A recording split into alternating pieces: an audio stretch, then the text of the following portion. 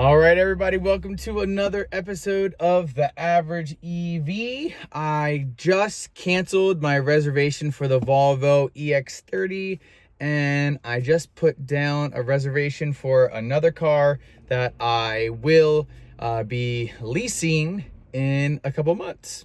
Let's get into it.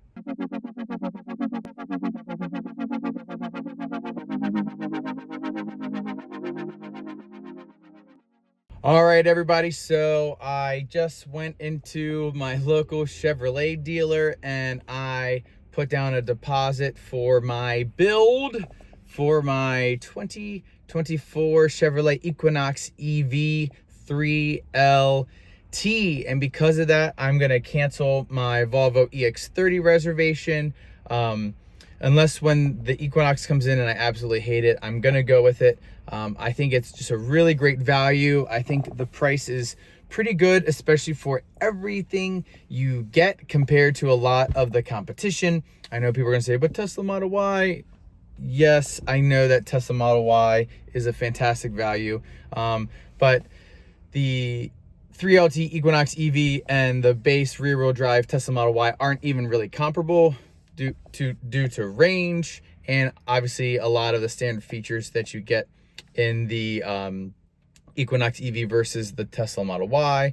I don't know how it drives yet, but I will see when I get it. But I know in general, I think it's going to be a better fit for me and also for the channel to provide you all some perspective, A, about Altium, and B, about the Chevy Equinox EV, which when the 1LT trim comes out is going to be an extremely affordable vehicle. I believe that the 1LT, the price just got lowered and it's going to start at $33,900 or maybe $33,600. I'll put it down here, compared to the $34,999 that the price had been bumped up to. So that's always nice when they lower prices a little bit, and that does not include destination. So I think it's going to be a good fit for me, and I'm going to explain a little bit as to why I chose to cancel the Volvo EX30 reservation and go ahead and put down a deposit here for the Equinox. All right, everybody, so I've been, tracking the EX30. I've been watching videos from reviewers in Europe,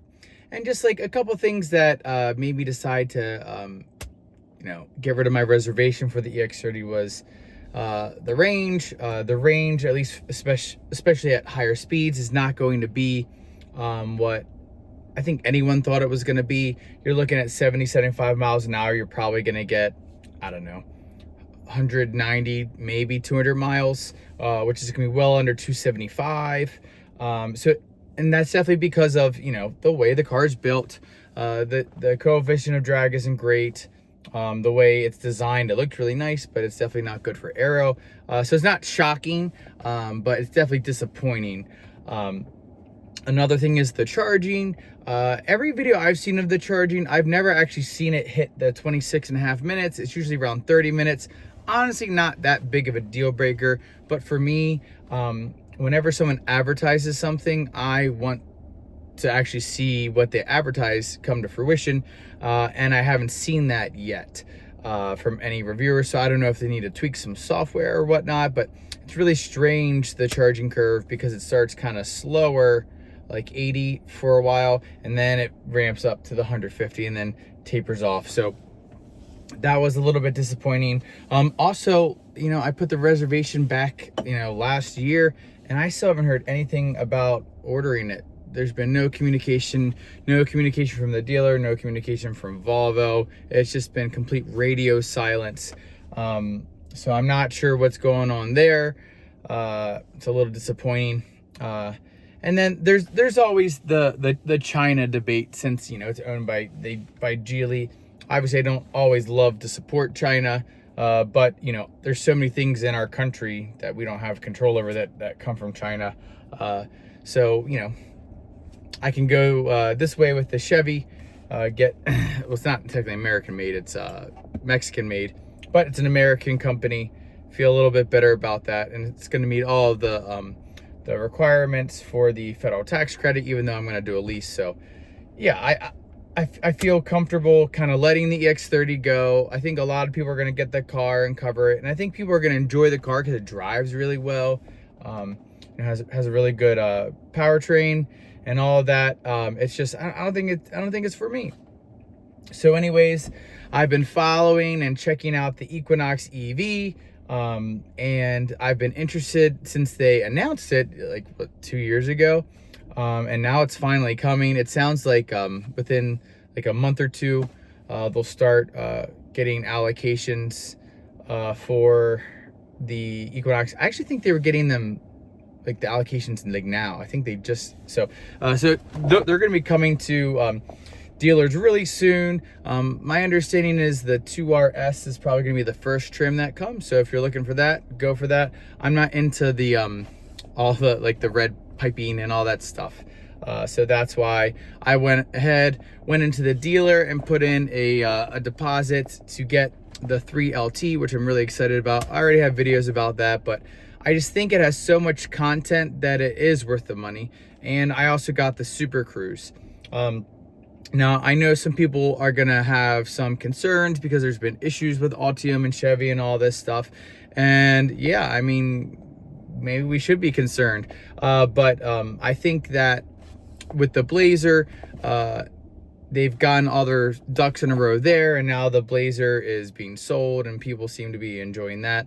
I know with the Lyriq, people really love the Lyriq, which is great. So I'm willing to take a chance on the Equinox EV and bring you all content about it. I'm just gonna do a 2-year lease, because the 2-year lease is actually cheaper than the 3-year lease, which is, at least in my experience, really unusual.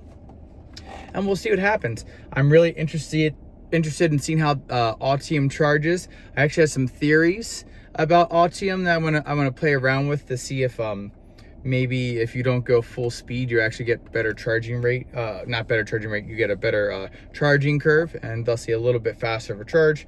Yeah, I got lots of plans for this car, and on top of that, it's got ventilated seats. It's got Super Cruise. It's gonna be a really nice car. I don't know if I'll buy it out at the end of the lease, but it is in the realm of possibility. However, as you know, with EVs, there's a new EV, every week. So who knows what the technology will be like in 2 years. Maybe I'll trade it in and get the Bolt successor. Who knows? So that's really all I want to tell you all about today. So if you were interested in the EX30, I still think it's going to be a great car. I just think it's going to be like a commuter car, a city car, and that's where it's going to shine. I definitely am a commuter, but I like to have the flexibility to go longer distances. And I think with the range, and I think the charging is going to be good enough, and I think that the efficiency is going to be good if Equinox is anything like the Lyriq, because the Lyriq actually outperformed its EPA numbers in some testing. So yeah, that's all I have for today. Leave your comments or questions down below.